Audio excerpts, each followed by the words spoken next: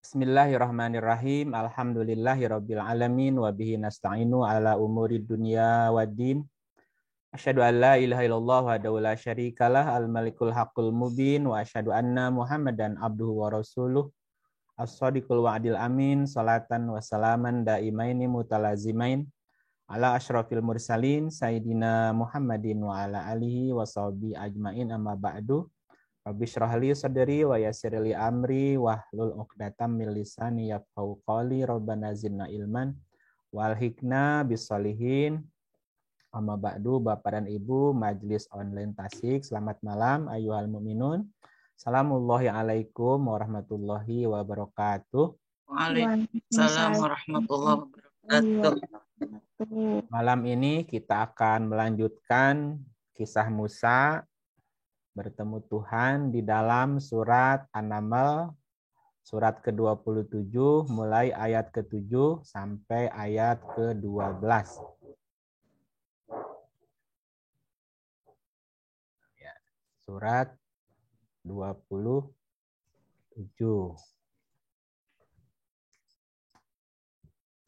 Ayat 7.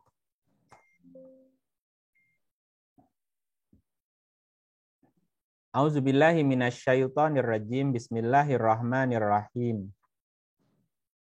Idz qala Musa li ahlihi inni anastu naro sa'atikum minha bi khabarin au atikum bi shihabin qabasin la'allakum tastolun.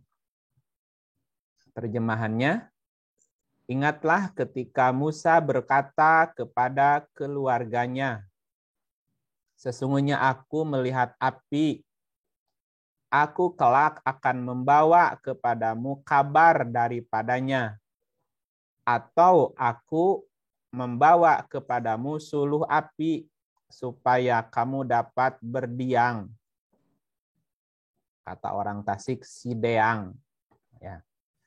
Berdiang itu sideang ya Bu ya. Masih aya keneh nu sideang, hawuna aya keneh hawu Bu Om? Aya. Oh aya keneh di Tasik kan. Tasik mah aya. Oh aya keneh. Coba kita terjemahin perkataannya gimana? Id ketika qala berbicara Musa kecerdasan. Jadi Musa itu konsepnya kecerdasan. Ketika kecerdasan berbicara kepada ahlinya. Jadi kecerdasan itu punya keahlian. Ahli itu keluarga ya. Jadi keluarganya atau keahliannya. Kata Musa, anastu. Ini sesungguhnya aku anastu. Anastu dari kata anasa. Anasa artinya belajar. Sesungguhnya aku melihat dengan cara belajar, dengan proses belajar. Orang yang sudah berproses belajar disebut insun.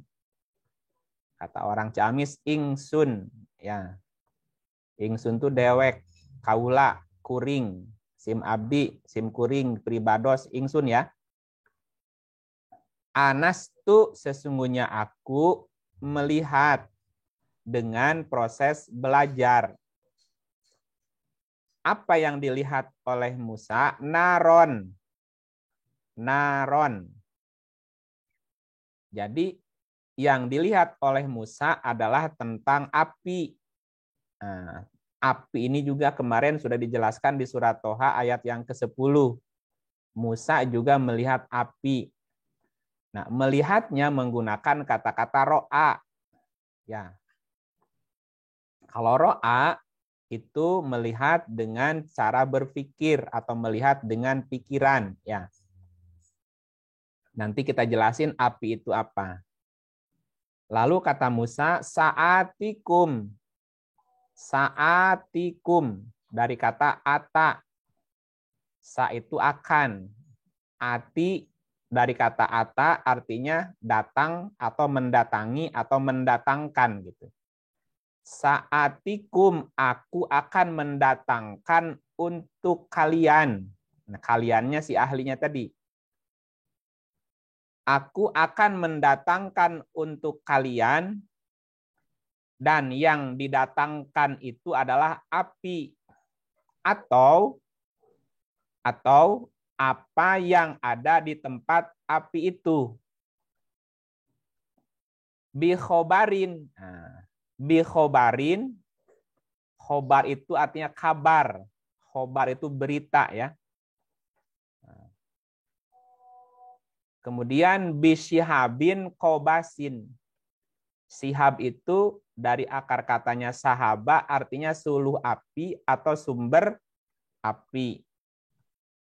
Kalau dulu lagi gelap suka nyalain obor ya. Atau pakai kayu jadi suluh gitu. Suluh jadi keluar api dibakar. Sihabin itu suluh api atau sumber api. Kobasin dari kata kobasa artinya penyuluhan. Penyuluhan atau pengajian, Bu.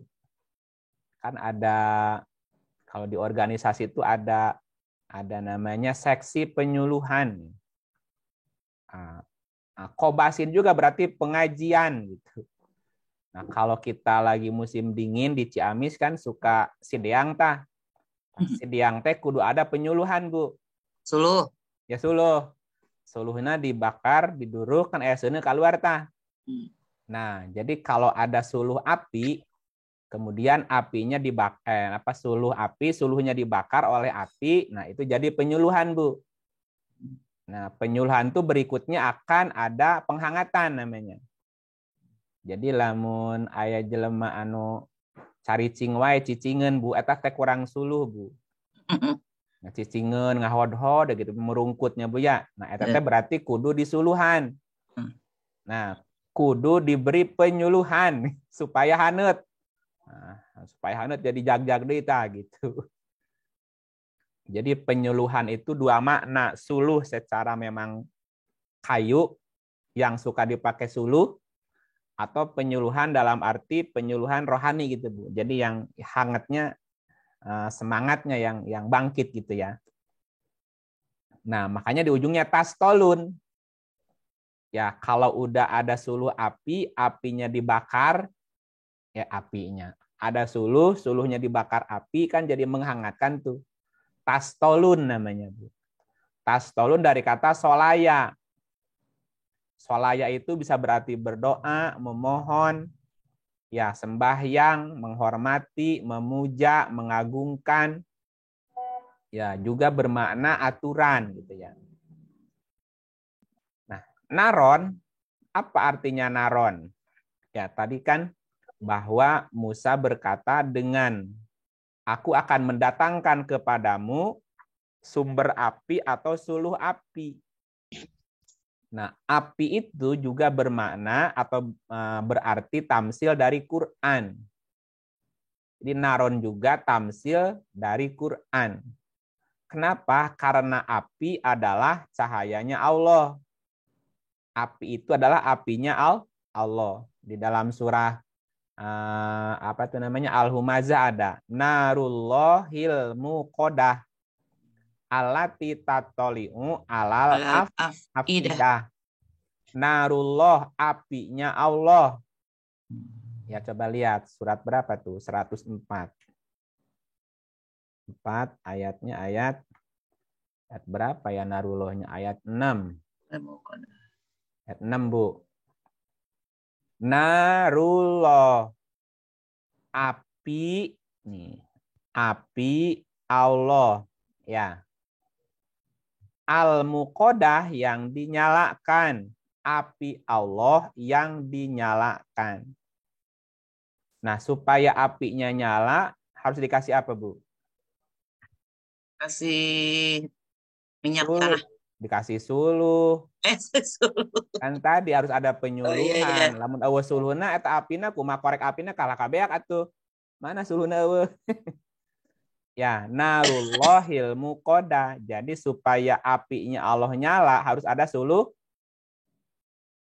Ada suluhna yang membuat api itu nyala. Ya. Nah, di mana apinya Allah itu dinyalakan? Allati tatoli'u alal afidah. Tidak. Yang memancar, yang terbit, yang keluar sampai ke fuad, Bu. Ini yang membakar sampai ke hati. Jadi si apinya Allah itu terbit. Tatoli'u itu terbit ya. Terbit, memancar, keluar gitu. Nah, dari atau di atas fuad sampai ke fuad. Nah, apa yang dimaksud api Allah yang nyala sampai ke fuad adalah Quran.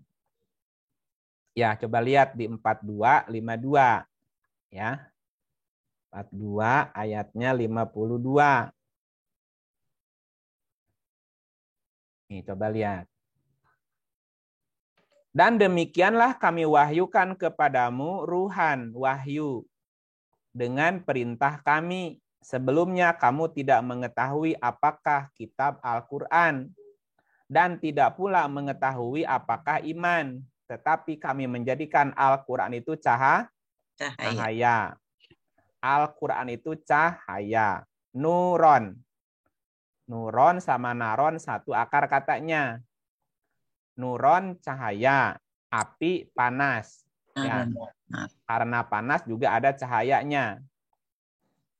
Jadi naron juga berarti nuron. Nuron adalah cahaya, cahaya Al-Quran. Gitu ya. Berarti api adalah tamsil dari Quran. Karena api juga adalah apinya Allah yang dinyalakan di dalam fuad gitu ya, yang disebut sebagai narullah tadi. Ya, jadi kalau diterjemahkan gimana? 27 ayat 7. Nah, ini terjemahannya ditutup. Ya. Coba terjemahin lagi. Ingatlah ketika kecerdasan berkomunikasi dengan unsur emosional, intelektual, dan spiritual. Itulah keluarganya Musa, Bu. Ya, saya ulang ya. Ingatlah ketika kecerdasan berkomunikasi dengan ahlinya sebagai unsur emosional, intelektual, dan spiritual. Sesungguhnya aku mempelajari adanya semangat yang ada dalam hati yang paling dalam atau fuad. Maka aku akan mendatangkan buatmu daripadanya berupa kabar atau petunjuk atau berupa suluh atau sumber api sehingga kamu bisa menegakkan aturan, bisa berdoa, bisa bersembahyang, dan menumbuhkan harapan. Nah, gitu terjemahannya, Bu. Ya. Nah, coba lanjut. Ayat berikut. Oke, Kang Yodi coba bacakan.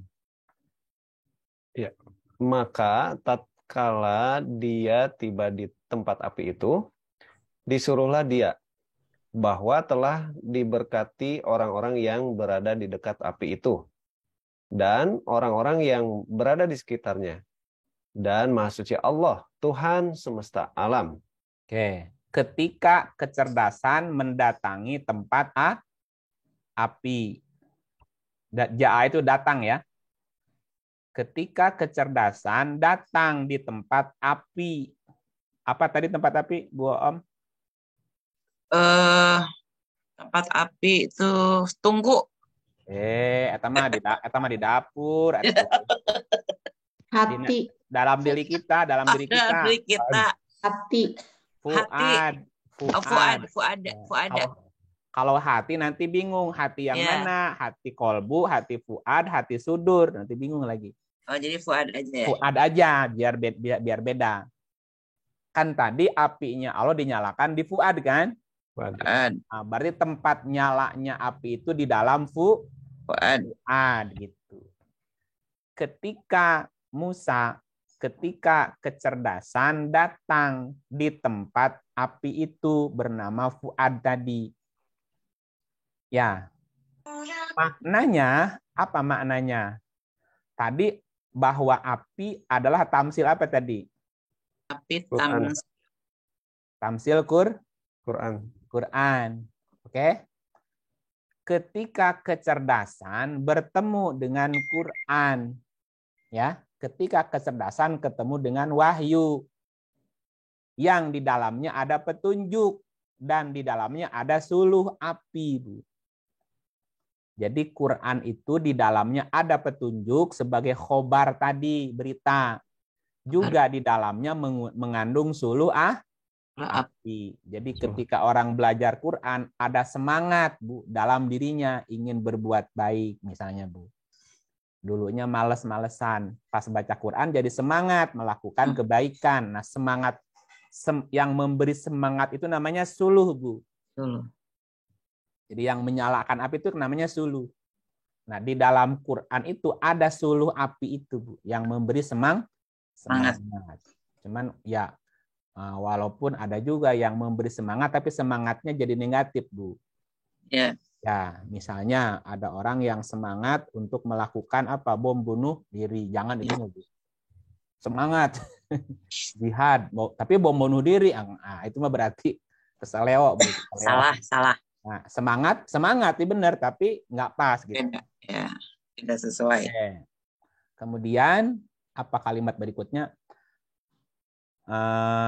Man finnat anburika man finnari wa man haulaha. Bahwa orang yang berada di dekat api, orangnya mana? Man. Bahwa orang yang berada di dekat api dan sekitarnya adalah orang yang diberkati. Artinya siapapun, apapun yang dekat dengan Quran, dekat dengan wahyu akan diberkati. Makanya dulu kalau di kampung tuh kalau habis pengajian bawa apa pulangnya, Bu? Berkat. Wah, berkat. Berkati. Nah, jadi kalau pulang pengajian ditanya mana berkatnya. Berkat itu yang dimaksud besek ternyata, Bu. Nah, berkat jadi beseknya. Ya nggak apa-apalah. Eta juga berkat, Bu. Kan ada rumusnya, Bu. Hiji tambah hiji jadi apa, Bu? Hiji tambah hiji jadi haji. Hiji tambah hiji masih jadi haji. Hiji tambah hiji jadi sabaraha, Bu? 2. Nah, bisa ngaji, bisa ngadoa. Ngadoa. Ya. Ngadoa. Nah, kan ngadoa tuh. Ngadoa. Ya, 2 tambah 2 jadi 4. Nah, bisa ngaji menang doa menang berkat. 4 tambah 4 jadi berapa, Bu? 8. Dari 8. Menang berkat.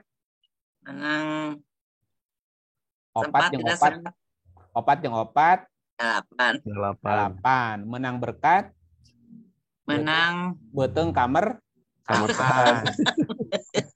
Ngarang. Iya ngarang. Menang berkat kamar Kak.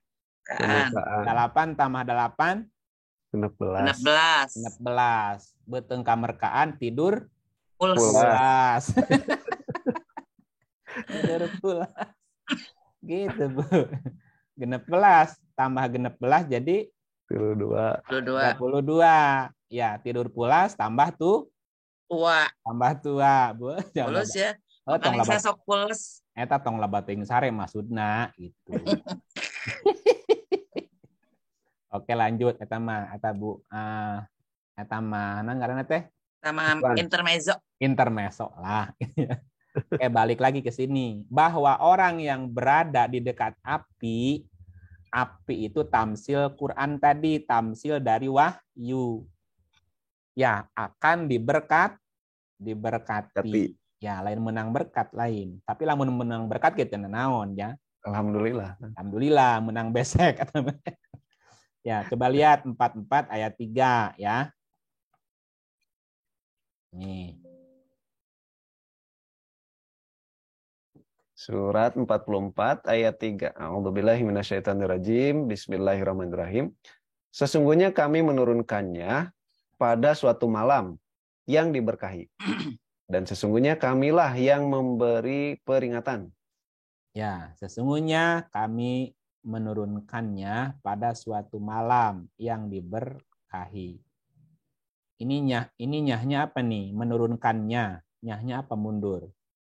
Quran. Quran. Wal kitabil mubin. Demi kitab Al-Quran yang menjelaskan. Sesungguhnya kami menurunkannya, Quran tadi, pada suatu malam yang diberkahi. Jadi ketika suatu malam dibacakan Quran, ketika suatu malam diturunkan Quran, maka malam itu ada apanya, Bu? Ada berkah. Ada berkahnya. Jadi kalau Bapak Ibu ingin berkat tiap malam, ya baca aja Quran tiap malam ya. Nah, tapi jangan nunggu-nunggu ada berkat. Mana berkat nanti datang. Eta mah lain berkat, eta mah besek. Ya, gitu. Nah, terus balik lagi ke 27 ya. Ayat berapa tadi? 8 ya. Wa subhanallahi rabbil alamin. Suci Allah, Tuhan besar. Bentar. Wa subhanallahi rabbil alamin. Kenapa malam itu diberkati? Mengapa orang yang berada di dekat api itu diberkahi? Subhanallahi rabbil alamin. Bertasbih kepada Allah, Rob semesta alam. Apa yang bertasbih? Apa yang bertasbih, Bu? Seluruh alam. Semua realitas di alam semesta tunduk patuh kepada hukum alam, hukum Allah, Bu. Jadi bertasbih kepada Allah, Tuhan semesta alam. Jadi semua makhluk yang ada di alam semesta tunduk kepada hukum Allah. Itu namanya bertasbih. Tuh seperti layar di belakang Bunda Om. Nah, itu semuanya bertasbih ya, Bu ya? Ya. Muter, bulan, bintang, matahari, planet, semuanya berputar pada garis porosnya. Itu namanya bertasbih. Seperti orang tawaf di Ka'bah kan, muter. Eureun we, Bu. Berhenti berputar. Oh, ieu ku batur nanti katubruk ke. Katubruk katinceknya. Ya, termasuk semua unsur sel-sel dalam tubuh kita juga bertasbih muter, tuh atomnya kan muter aja gitu. Nah, jadi kalau diterjemahkan gimana nih ayat ini? Tutup dulu terjemahan ininya nih. Coba terjemahin lagi ya. Jadi gini. Maka tatkala kecerdasan bertemu dengan wahyu.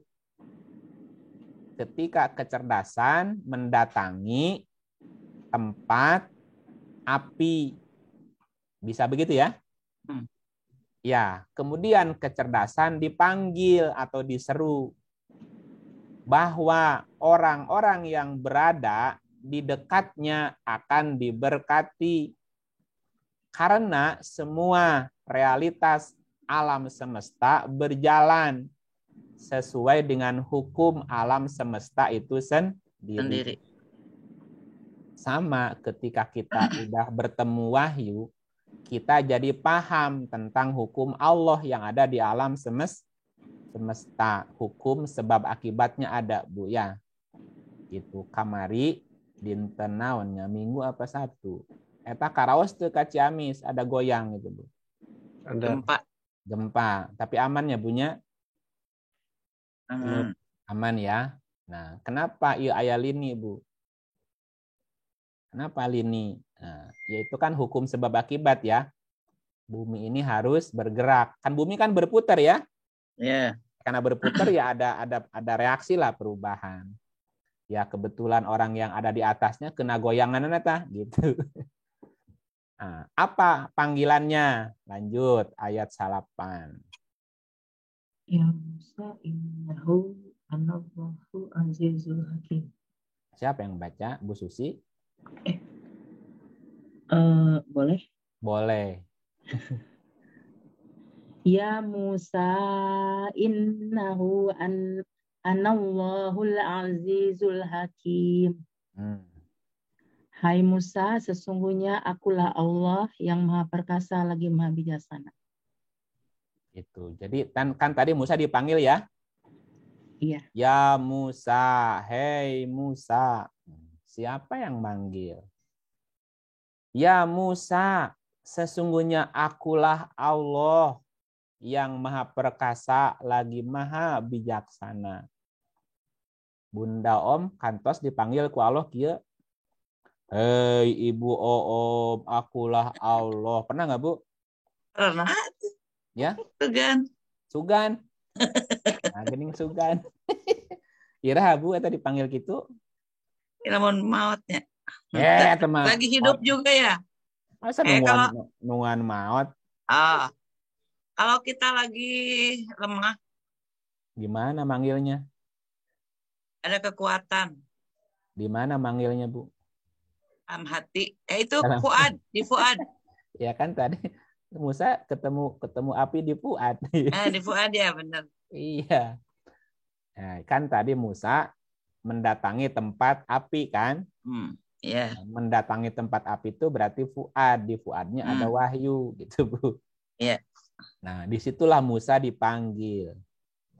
Hei Musa. Jadi yang dipanggil adalah kecerdasan.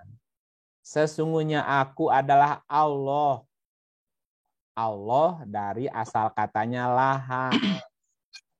Laha. Ditambah al depannya alif lam ha. Alif lam ha. Jadi Allah. Allah. Ditafkhim jadi Allah. Laha artinya asal. Asal, pangkal, sumber, getar, terciptanya segala macam, ragam dan warna alam semesta. Ya, itu namanya laha. Allah gitu ya. Allah adalah asal, pangkal, sumber, getar, terciptanya segala macam, ragam, warna alam semesta. Yang manggil tidak seperti apa-apa, Bu. Ya, jadi yang manggilnya tidak seperti apa-apa. Karena Allah laisa kamitslihi syai'un.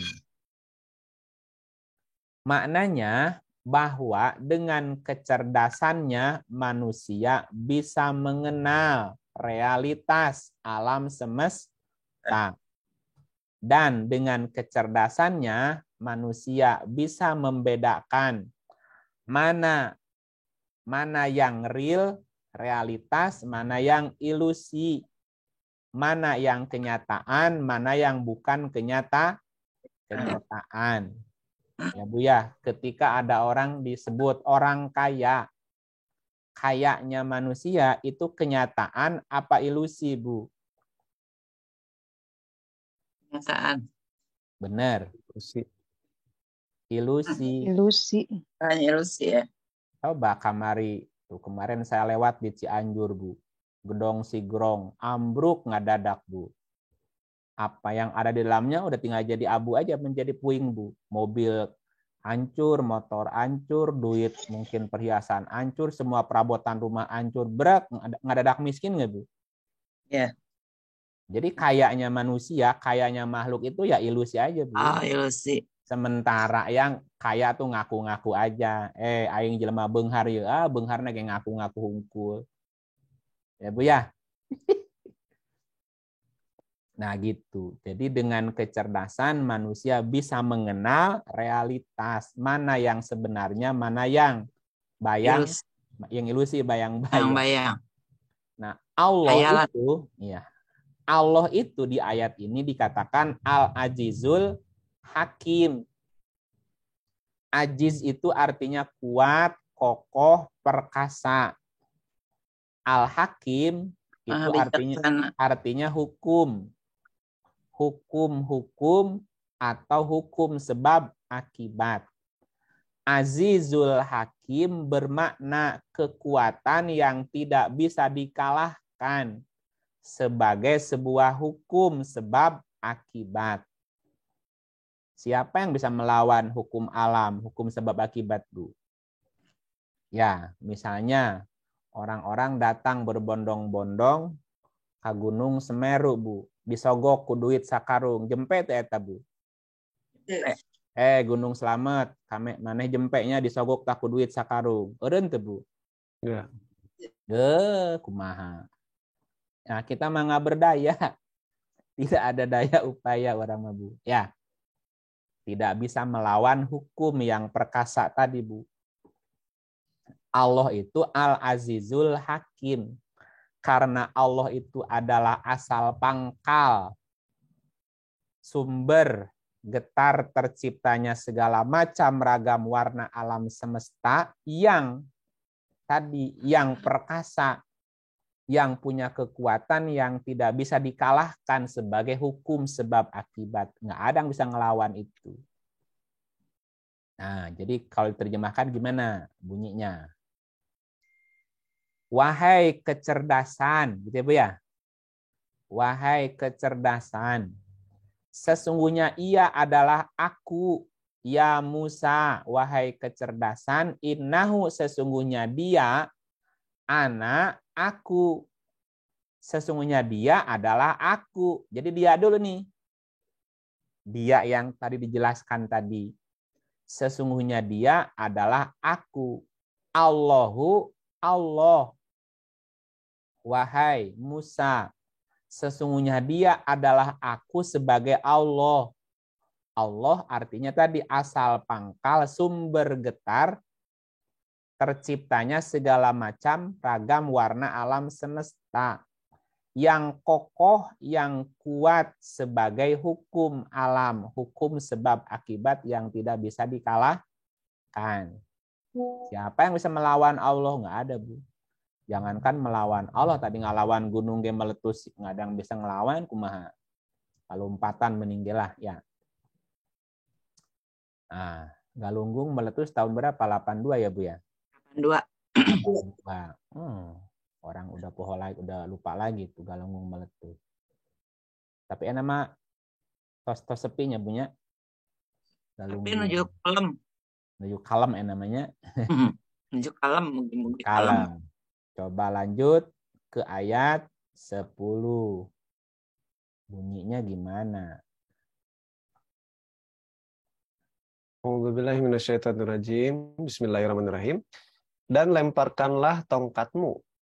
Maka tongkat itu menjadi ular, dan Musa melihatnya bergerak-gerak seperti dia seekor ular yang gesit. Larilah ia berbalik ke belakang tanpa menoleh.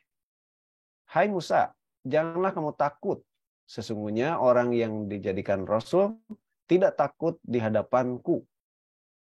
Ya, apa hubungannya kecerdasan dengan ular, Bu? Ya. Wa alki asoka. Alki dari kata lako, lakoya atau lakowa. Ini fi'il amar ya. Dari kata lako, liko. Pernah dengar kata liko ya? Alki dari kata lako, satu akar kata dengan liko. Alki ini kata perintah. Liko diartikan di sini melempar, bisa. Lemparkanlah. Pertemukanlah. Masukkanlah, sama Bu. Ya, jadi arti lako itu bisa melempar, bisa mempertemukan, bisa memasukkan. Wa alki, lemparkanlah, bisa ya. Kemudian pertemukanlah, bisa. Masukkanlah, bisa. Apa yang dilempar, apa yang dipertemukan, asoka. Kayak asa judul film, Asoka tuh film India ya Bu ya?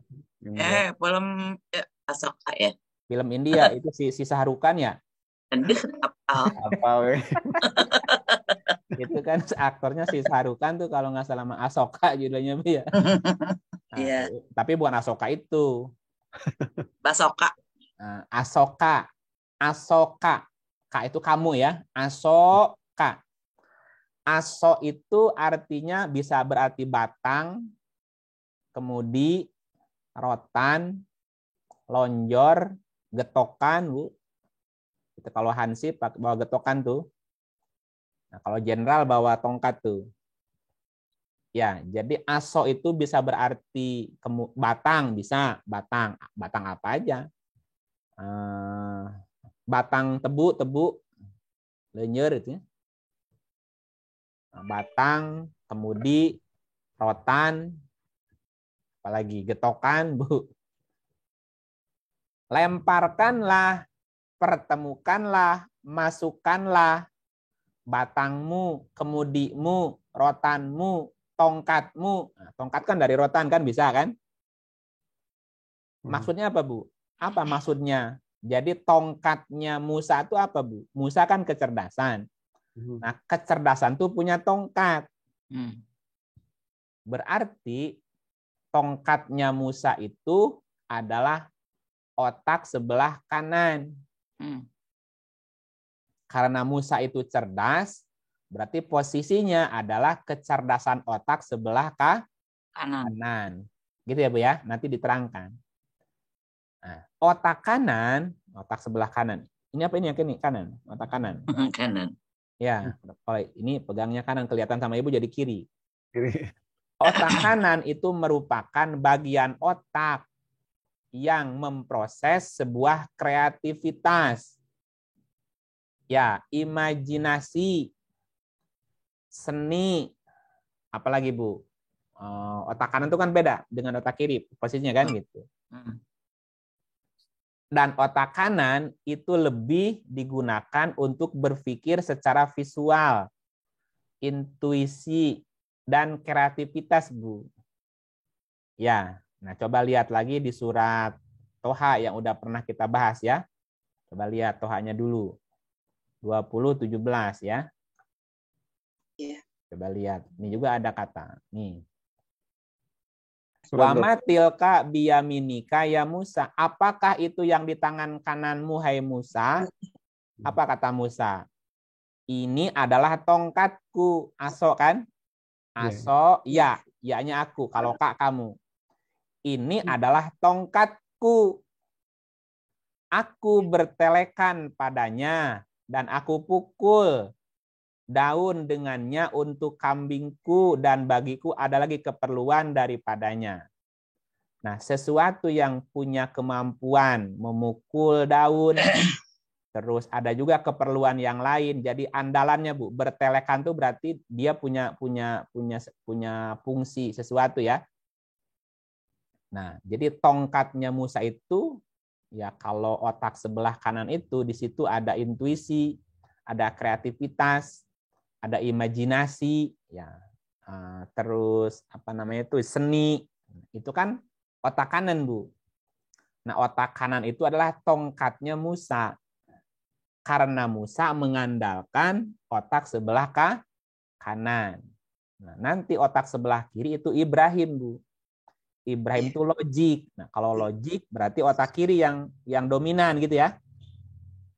Oke. Alki asoka. Kembali ke 27. Ayat berapa tadi? 10. 10 ya. Wa alki asoka. Berarti mananya apa? Kemukakanlah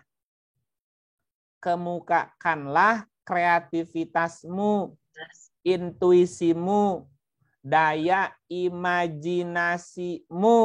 Kemudian pertemukan dengan api berupa wahyu.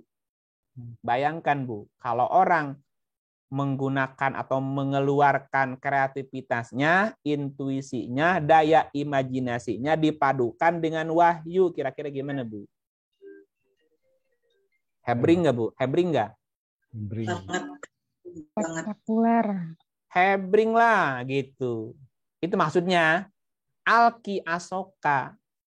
Kemukakan kreativitasmu. Ungkapkan gitu, Bu. Diwujudkan, dikemukakan lah.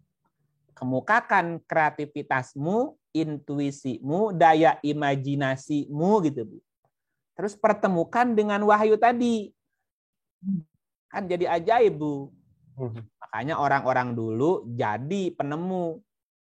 Ada yang menemukan optik, ada yang menemukan ilmu kedokteran, ada yang menemukan ilmu matematika, ada yang menemukan ilmu aljabar, kimia, fisika. Orang-orang dulu kan begitu, Bu. Karena mereka melemparkan tongkatnya. Lahirlah Ibnu Sina, Ibnu Rusdi, Ibnu Khaldun, Al-Khawarizmi, ya Bu ya. Iya. Karena mereka mengeluarkan, mengemukakan kreativitasnya, intuisinya, imajinasinya, tapi dibimbing oleh wahyu. Jadilah penemu. Gitu. Mengeksplor kan. Nah, dieksplor gitu. Nah, sekarang kan orang baca Quran nggak dimaknai seperti itu. Ya, lewat, ya udah nggak dapat apa-apa. Ya. Karena tidak dimaknai ayatnya gitu. Nah, ketika dilemparkan tongkat itu bertemu dengan wahyu, apa yang terjadi? Falamma ro'aha tahtazu ka'annaha jannun wala mudbiron walam yu'akib. Jadi ketika kecerdasan otak sebelah kanan melemparkan tadi, mengemukakan kreativitasnya, intuisinya atau daya imajinasinya, kemudian bertemu dengan wahyu yang dibaca sebelumnya tadi. Maka apa yang terjadi? Musa melihat di dalam pikirannya, karena ro'a kan? Ro'a kan berarti melihat di dalam pikirannya. Jadi Musa melihat di dalam pikirannya bahwa tongkat itu, tongkat dalam arti tadi fungsi kecerdasan otak sebelah kanan berupa kreativitas, imajinasi, sama intuisi, itu hidup dan bergerak gitu. Hidup dan bergerak. Dilihatkannya Musa melihat bergerak-gerak gitu. Musa melihatnya bergerak-gerak. Nah, tahtazu itu ya, tahtazu juga bisa bermakna bergerak, melangkah, mendorong, bangkit, menyerang, Bu. Ka'annaha janun, seakan-akan dia jan. Janun itu diartikannya di sini ular yang gesit. Apakah benar janun itu ular, Bu? Coba lihat di surat 55. Nih. 55:15. Wa khalaqal janna. Apa artinya jan? Jin. Makanya dulu di kampung kalau ada orang lihat ular, hati-hati, jangan-jangan itu jin. Iya benar. Lah iya, emang nggak ada benernya juga sih, Bu. Karena ya bisa saja jin itu menjelma jadi ular. Sebetulnya itu terjemahan dari sini. Ya. Mana tadi ayat berapa? 10, janun. Janun itu ular. Seekor ular yang gesit. Eta orai hidung, Bu. Gesit tuh, Bu. Orai hidung biasanya. Orai hidung, orai sinduk nu hidung. Nah, gesit atau olar naon punya. Nah, makanya dulu ada anggapan lamun aya orai hidung anu gesit, tak orai sendok, orai sinduk, gesit, Bu. Hati-hati, jangan-jangan eta jin, jangan gitu, tong dipaehan. Mun dipaehan kayak ngontrol ke ibu bapana gitu, Bu. Ya, karena ini janun diartikannya ular. Janun itu juga artinya jin, Bu. Jin itu kelihatan apa enggak, Bu? Tidak. Tapi dia bisa muncul tiba-tiba. Ya, seperti Bapak Ibu lewat di sebuah jalan, tiba-tiba dipacok ke ular gitu. Kita tidak tahu bahwa di situ ada apa? Ular. Nah, ujung-ujung nongol, macok we. Itunya namanya janun. Jadi, sesuatu yang tersembunyi terus muncul tiba-tiba dengan cepat. Maknanya begitu. Ya. Sama dengan janin kan? Iya, janun itu dari kata janana. Nunnya digunakan jana gitu ya. Jana itu juga bisa berarti marah, sakit akal, jin, hantu, tuyul, tutup, kedok, selimut, selongsong. Selongsong itu peluru, kan di dalamnya ada apa namanya itu? Nyumput tadi di jero itu nanti si serbuk itunya. Tiba-tiba muncul. Nah, ular salah satunya. Licin, Bu, pengkhianat salah satunya. Gila termasuk janin, embrio. Ya. Ya, ada kesamaan, sama-sama nyumput gitu, Bu. Iya, jin nggak kelihatan nyumput, dia bisa datang tiba-tiba. Janin juga ngumpet di dalam perut. Ular juga sok nyumput. Tapi dia bisa muncul tiba-tiba, macok ya, balik deweng, nyumput dia mah gitu. Yes, ya. Jadi maksudnya ada kesamaan makna antara jin, janin, majnun sama dia. Ada kesamaan sama-sama nyumputnya gitu, Bu. Nah, orang gila majnun kan? Nah, ya, yang nyumput naona akalna katutup. Iya. Akalnya ketutup, Bu. Nah, jadi dengdek tuh, dengdek gitu. Nggak ada ruas kadang-kadang ya. Itu nying Sunan Batur. Kenapa? Kalau ketemu orang gila suka takut, Bu. Ya sama-sama seperti kita lihat ular aja kan. Kalau malam-malam jalan tiba-tiba ada penampakan jin gimana? Ya pan sieun sarua ningali ularnya sarua gitu. Ya, nah jadi apa namanya? Ketika kecerdasan otak sebelah kanan melemparkan tongkatnya, tadi tongkatnya apa tadi? Kreativitas, imajinasi, intuisi. Nah, ia melihat di dalam pikirannya gitu. Sesuatu yang bergerak-gerak seperti ular, Bu. Akibatnya Musa ketakutan nggak di sini? Aduh, cuma ya gitu.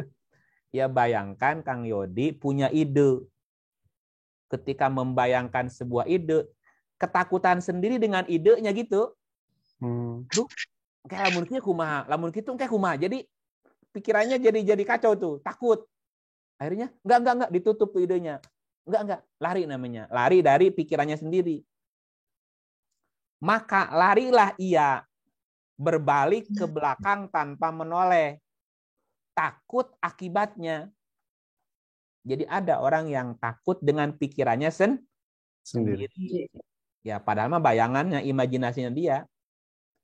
Nah, ada pengajian waktu masih offline, kan. Habis pulang. Jadi pengajiannya kemalaman sampai jam 1, Bu. Baru pulang. Nah, pas pulang lewat apa? Lewat kebon. Di kebonnya ada kuburan, Bu.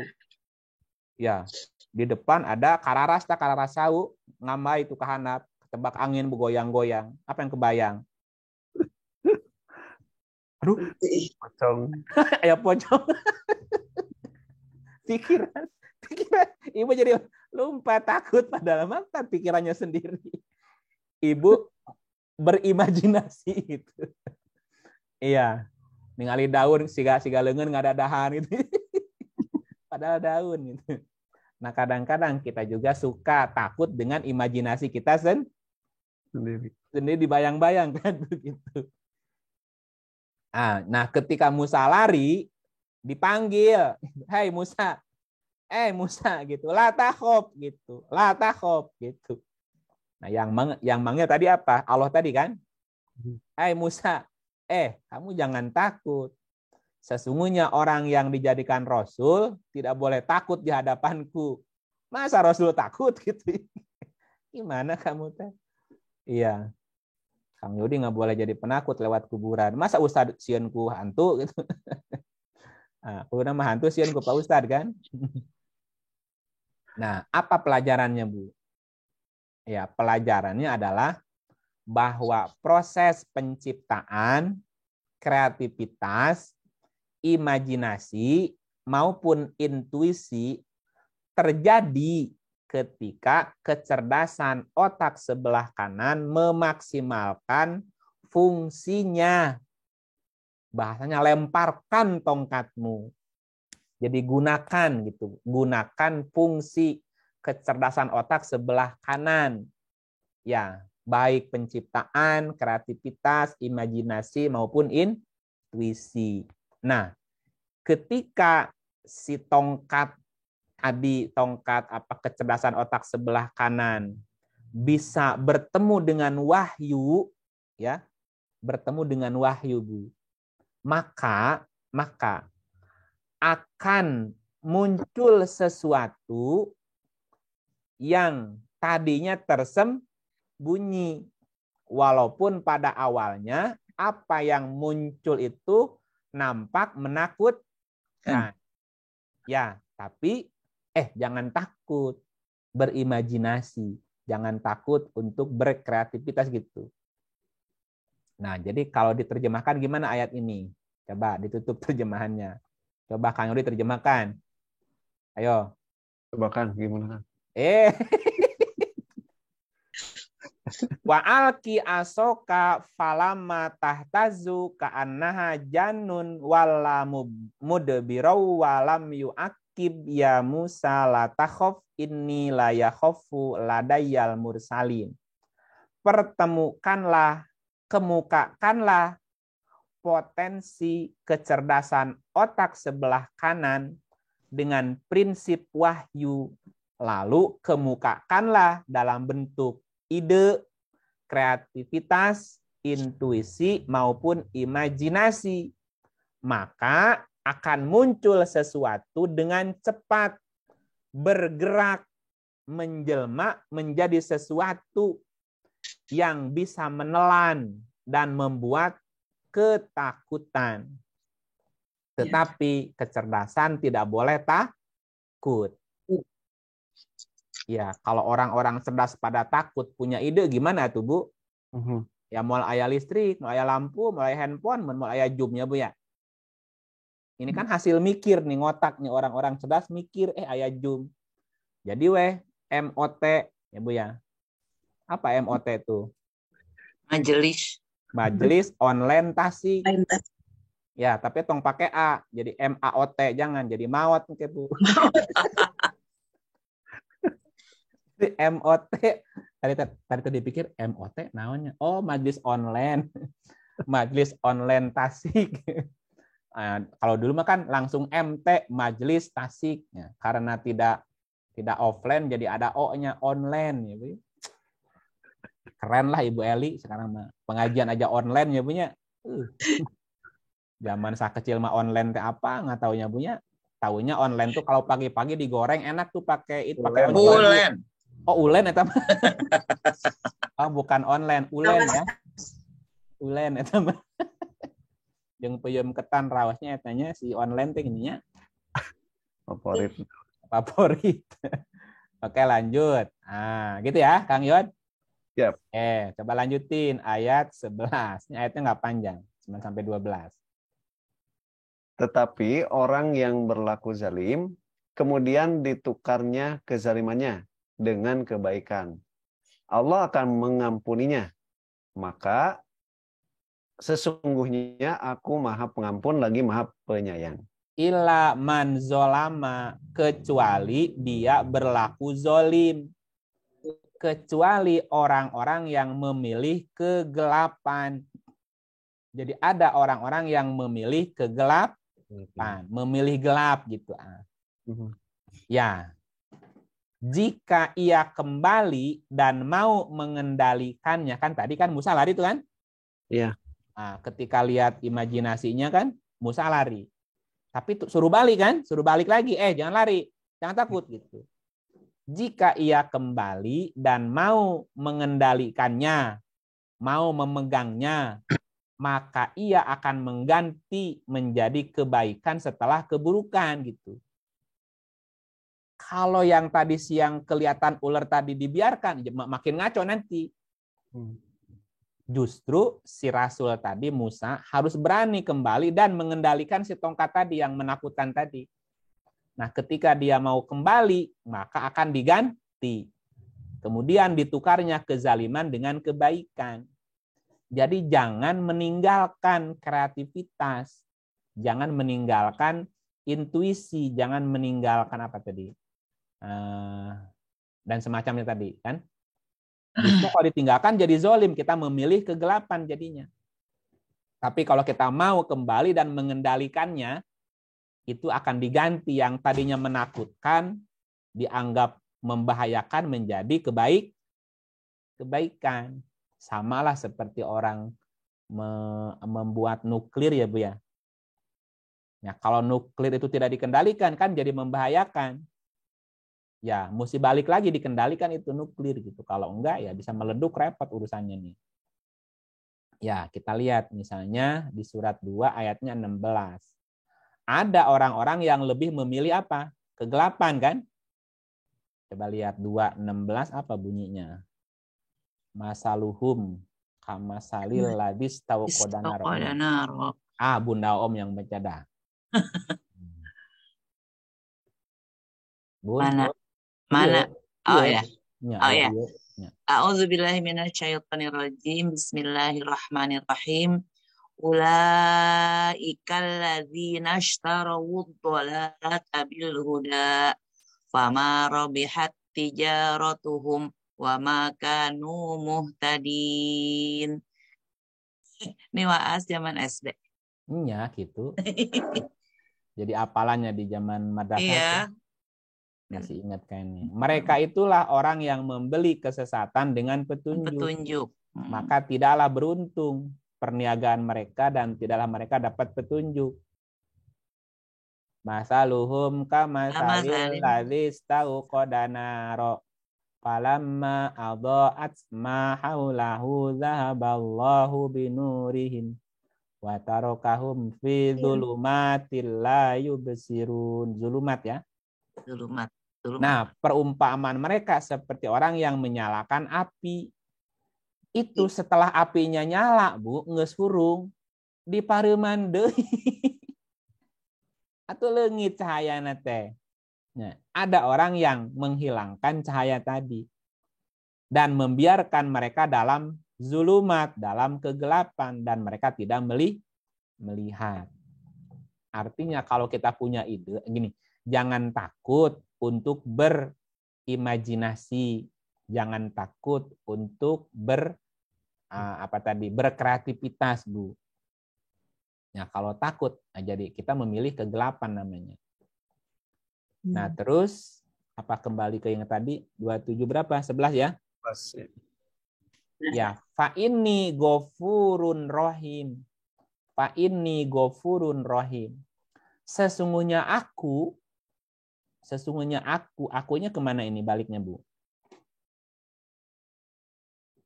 Sesungguhnya akunya siapa ini kemana baliknya? Allah yang mengampuni. Allah yang tadi, yang Azizul Hakim tadi. Yang mengampuni kan? Allah yang mengampuni. Iya. Akunya kan Allah yang tadi, Allah yang Azizul Hakim kan? Azizul Hakim yang Allah Azizul Hakim kan? Ya. Oke, sesungguhnya aku Allah yang Azizul Hakim, Ghafurun Rahim. Diartikannya Maha Pengampun, Maha Penyayang.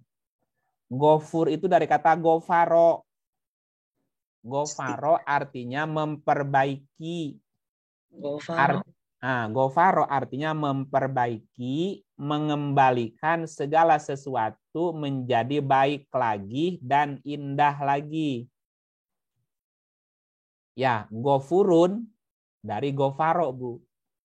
Ya, salah satu arti ghafaro memaafkan, mengampuni, memberi grasi, membebaskan, mengembalikan seperti semula. Contoh gini, ghafaro itu, Bu. Misalnya, karena balangah, Bu, masak di dapur, nah, itu jari kena pesok, Bu. Luka nggak punya? Berarti ketika kena pisau, luka, rusak nggak, Bu, jaringan tubuh kita selnya? Rusak kan, putus kan? Berdarah-darah. Nah, terus dikasih pembalut, bukan pembalut, itu wanita nanti. Tensoplas. Jadi nyebut merek. Nah, dikasih tensop Ampas. Nah, dikasih perban lah, kasih perban kan. Nah, ketika dikasih perban kan nyatu lagi tuh. Ya. Nah, dalam waktu beberapa jam itu kan si sel-sel jaringan tubuh kita kan nyatu tuh, bukan nyatu ini bukan nyatu. Nyatu tuh ada Kang Ibungku yang tahu. Oh iya, nyatu. Kayak ya, nah itu kan nyatu lagi tuh. Nyatu. Lapar kan gimana? Oh, Kang Yodi aja nggak tahu nyatu apa ya. Nyatu. Nyatu lagi tuh. Itu mah bahasa buhun. Bahasa buhun. Nah, ketika ini diperban kan bukan nyatu, bersatu tuh selnya kan. Nah, dalam waktu beberapa jam itu kan pas dibuka balik lagi tuh Bu, kembali seperti semula gitu. Itunya namanya gofaro, Bu. Gofaro. Nah, contoh lain gofaro misalnya. Nah, ada pohon kena angin puting tuh, puting beliung. Ya, di hutan. Karena hujan besar, ada angin, tumbang tuh. Tumbang kan akarnya keangkat tuh ke angin. Rusak nggak, Bu? Rusak. Jadi alamnya rusak, banyak pohon yang ketimpa, macam-macam rusak tuh alam. Tapi dalam waktu sehari, seminggu, sebulan itu nanti bereng tuh apa namanya? Tumbuh lagi dari bekas tanah yang rusak tadi jadi deta. Nah, si tangkal anu tadi roboh kan mautnya. Nah, dari pohon yang mati tadi tumbuh lagi. Tumbuh sirung, tumbuh supa, tumbuh macam-macam. Nah, dalam waktu sekian hari, eta si hutan balik lagi seperti awal lagi, Bu. Itu namanya gofaro. Nah, ada negeri yang gofurun, Bu. Baldatun toyibatun. Warofun gofur. Apa hubungannya baldatun dengan gofurun? Itu tadi. Baldatun toyibatun itu, negeri yang baik itu adalah negeri yang bisa memperbaiki keadaannya setelah rusak, Bu. Paham ya maksudnya? Ya kan negeri, kalau kita bicara Indonesia, Bu, siapa yang nanam pohon di hutan? Kan itu kan karena buminya subur, jadi mereka tumbuh sendiri, buminya subur gitu. Coba di padang pasir, lamun di pelakan itu tetap jadi padang pasir. Nah, jadi tidak gofurun namanya. Baldatun toyibatun itu gofurun gitu. Baldatun toyibatun warobun gofur. Jadi negeri yang baik itu adalah punya sistem yang bisa mengembalikan alamnya seperti semula lagi gitu. Jadi alam yang memperbaiki dirinya sendiri. Ya, walaupun tetap harus ada unsur, ada ada andil dari manusia yang menjaga. Jadi kewajiban kita ini tinggal menjaga aja sebetulnya, jaga aja kelestariannya. Ini bumi sendiri akan menyuburkan gitu. Itulah baldatun toyibatun namanya. Jadi negeri yang baik itu adalah negeri yang punya sistem robun itu kan sistem. Robun gofur, dia punya sistem yang bisa mengembalikan alamnya seperti semula gitu. Ya seperti tubuh kita, kalau kena luka asal ditutup ya luka anak. Balik deh, asal jangan punya penyakit itu aja. Kan ada diabetes, kalau diabetes udah susah, Bu. Ya, asal jangan ada diabetesnya aja. Nah gitu ya. Jadi arti gopurun tuh begitu, memperbaiki atau memperindah. Coba lihat surat 32 ayat 7. Apa 32 ayat 7? Menciptakan sebaik-baiknya. Yang membuat segala sesuatu yang dia ciptakan sebaik-baiknya dan memulai penciptaan manusia dari tanah. 7:56 sama. 7:56 itu kita nggak boleh ngerusak. Janganlah kamu membuat kerusakan di bumi. Asal atau ngaruksak bumi ini akan memperbaiki dirinya, Bu. Ya, cuman kan masalahnya yang merusak loba teuing masalahnya, Bu. Ya, loba teuing merusaknya. Sesudah Allah memperbaikinya. Nah, bagaimana cara Allah memperbaiki alam? Ya, tadi ada bumi, ada negeri yang gopurun, robun gopur tadi, Bu. Memang diciptakannya bumi itu subur gitu. Asal kita jangan merusak. Oke, jadi balik ke mana? Ke 27. 27 ayat 11. Coba terjemahkan Kang Yodi sekarang jadi gimana terjemahannya? Gimana ya, Kang? Jadi nggak ada yang terjemahnya. Kecuali orang-orang yang Orang-orang zalim yang memilih kegelapan. Lalu ia menukar kebaikan setelah keburukan. Kalau idenya dikendalikan. Sesungguhnya aku adalah zat. Allah tadi kan, sesungguhnya aku adalah yang memperbaiki dan yang mengembalikan segala sesuatu menjadi indah kembali. Nah, itu artinya, Bu. Oke, nah sekarang masuk ke ayat 12. Monggo dibaca dulu terjemahnya. A'udzubillahi minasyaitonirrajim. Bismillahirrahmanirrahim. Dan masukkanlah tanganmu ke leher bajumu. Niscaya ia akan keluar putih atau bersinar, bukan karena penyakit. Kedua mukjizat ini termasuk 9 buah mukjizat yang akan ditemukan kepada Fir'aun dan kaumnya. Sesungguhnya mereka adalah kaum yang fasik. Nah, itu sulap itu. Bukan sulap, bukan sihir. Sulap apa magic? Coba praktekin sama Kang Abu. Bisa nggak begini? Masukkan tanganmu ke leher baju. Mana leher baju? Iya, kodok itu, Bu. Coba praktekin. Keluar nggak, Bu? Keluar tahu. Keluar jeng. Jadi begitu apa gitu, Bu? Sulap.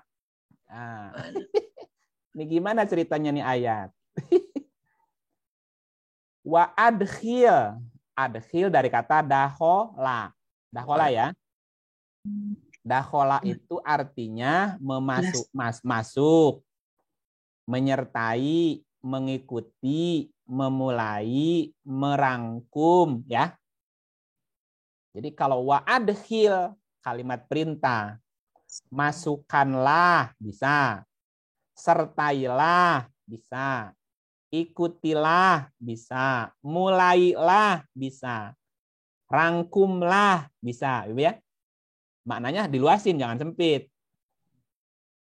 Apa yang dimasukkan, apa yang disertai. Wa adkhil yadaka. Yadaka dari kata yadun. Yadun itu bisa berarti tangan, bisa berarti kekuatan, bisa berarti tindakan. Tindakan juga yadun.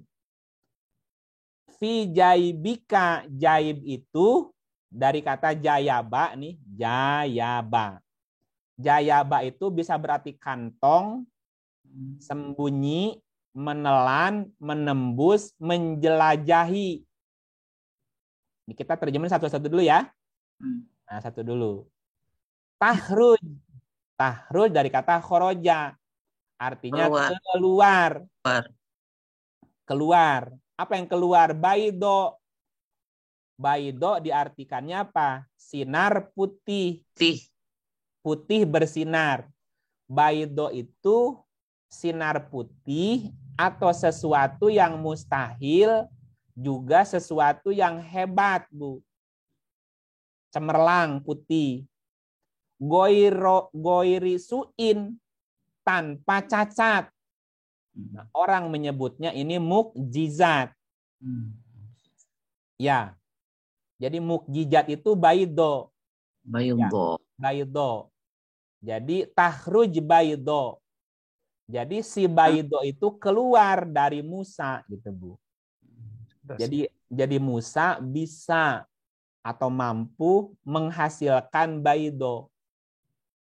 Baido itu juga berarti mukjizat, sesuatu yang sinar putih, sesuatu yang tadinya mustahil dan hebat gitu, Bu. Pencerahan. Nah, ya kalau bicaranya suluh tadi penyuluhan, pencerahan jadinya. Gitu bahasanya. Nah, di ayat ini fitis'i ayatin, fitis'i ayatin. Tis'i ayatin itu ini adalah sebagian dari 9 mukjizat yang akan ditunjukkan kepada Fir'aun. Maksudnya mukjizat itu bisa disaksikan oleh panca indera. Nah, ya kalau katakanlah seumuran saya aja, Bu, dulu kan ngalamun. Cek aki jang jaga mah cenah. Urang bisa ngobrol jeung anu di TV. Mah ngobrol jeung TV atuh kumaha ceritana? Emang jelema asup kana TV? Oh, nanti mah jelema teh asup kana TV. Tuh, ini Kang Yodi aya dina TV tuh, dina gambar. Bisa ngobrol deui nya. Iya. Dulu ini mustahil. Aki mah ngaco ngobrol jeung TV. Emang jelema asup kana TV? Heeh, jelema teh asup kana TV cenah gitu. Tapi bisa ngobrol jeung TV jeung jelemana. Wujud Bu ya. Itu kan ngobrolnya 40 tahun yang lalu. Kan masih kecil. Sekarang terbukti kan? Iya. Nah, dan ini real. Kita ngobrol bener ngobrol. Iya. Iya Bu, ini bohong, bener asli ya Bu, asli ya bohong ya. Asli. Kan langsung kedengar itu, saya ngomong langsung kedengar pada orang bohong di mana, saya di mana Bu. Ke Siga Radio. Tadi mah gambar ini mah gambar. Nekanya nyerian. Calangapna aya, katingali calangapna. Lain rekaman, lain palsu bener. Nah, jadi kalau diterjemahkan jadi gimana Sobat? Terjemahin. Dan ikutilah, mulailah dengan tindakan yang mampu menembus, menjelajahi api sebagai prinsip keimanan, sebagai prinsip wahyu. Niscaya akan keluar sinar putih tanpa cacat. Muncul sesuatu yang tadinya dianggap mustahil, dan sekarang bisa dikemukakan, bisa dilihat oleh panca indera dan pendukungnya, Bu. Gitu ceritanya. Jadi harus berani mengambil tindakan setelah dapat ide. Nah, kita ini ditakut-takutin ku Pak Ustadznya sih. Tong sembarangan sih maca Quran ke salah. Iya. Maca disingsieunan. Hati-hati eta maca Quran. Bisi salah. Lamun salah maca engke salah arti. Lamun salah arti engke salah paham. Lamun pahamna salah engke praktekna salah. Lamun salah praktekna dosa, eta maneh masuk neraka. Atau orang jadi sieun maca Quran atuh Bu, da sieun asup neraka. Pak Ustadz, supaya tidak asup neraka kumaha? Iya, tong salah paham. Supaya tong salah paham, tong salah arti. Supaya tong salah arti, tong salah maca. Supaya teu salah maca, ya teu kudu maca. Nah, jadi teu kudu maca judulnya. Masuk neraka. Jadi anu masuk neraka anu maca Quran apa anu henteu teh kumaha? Ya Bu ya. Tapi di Tasik mah moal aya nu nyingsian itu nya Bu nya. Moal aya di Tasik mah. Moal beda jeung di Bogor. Ampun deh, masa orang diajar Quran jadi asup neraka, Bu. Disingsieunan gitu ya. Hati-hati. Naon eta ajaran naon cenah gitu. Masa ngaji teh ngaji Quran, di mana-mana ngaji mah juping. Jiping lain ngaji Quran. Nu ngaji maca Quran aneh gitu. Masa ngaji maca Quran aneh, Bu? Ya. Ya nggak apa-apalah, jangan takut tadi. Nah, di ayat ini disebutkan 9 mukjizat Musa. Yang disebutkan di ayat ini ada berapa? Ini baru 1.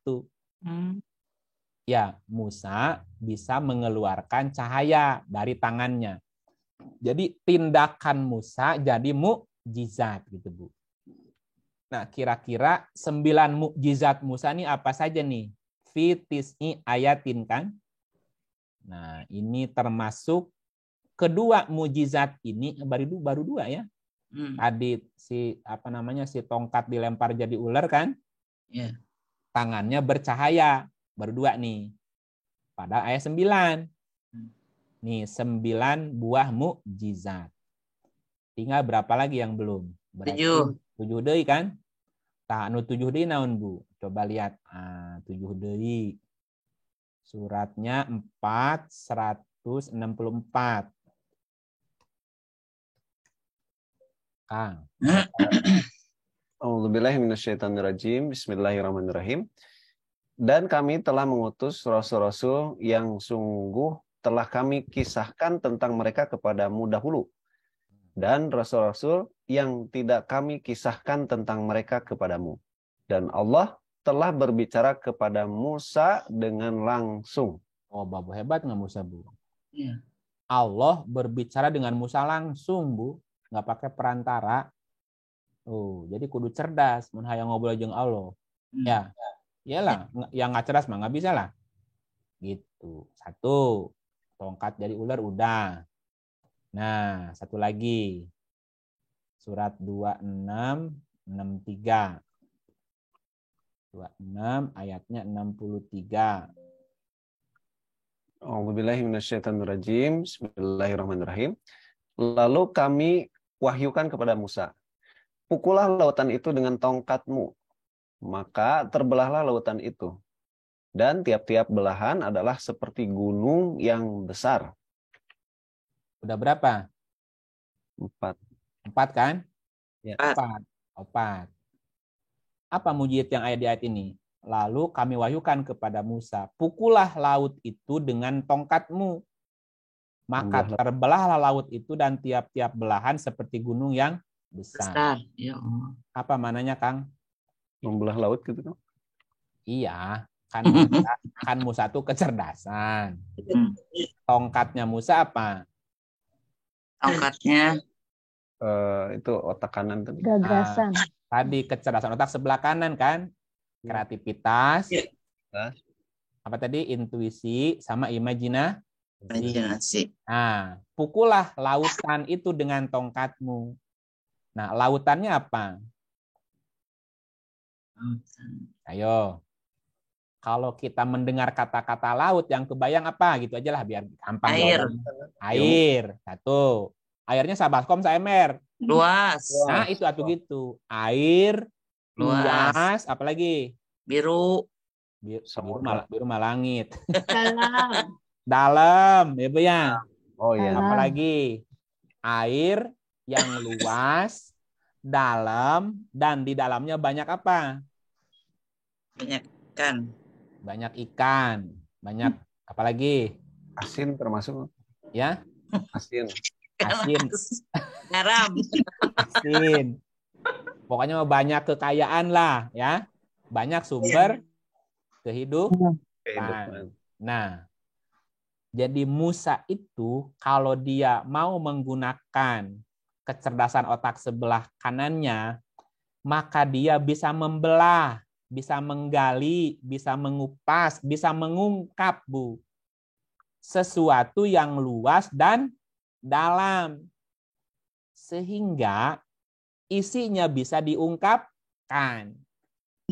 Keluar mutiaranya, keluar lu'lu'nya, keluar marzannya, keluar ikannya, keluar apalagi dari laut, Bu, banyak tuh yang keluar. Minyak. Nah, gitu. Asin. Maka terbelahlah lautan itu. Asin mah geus pugu. Coba kalau laut tidak asin.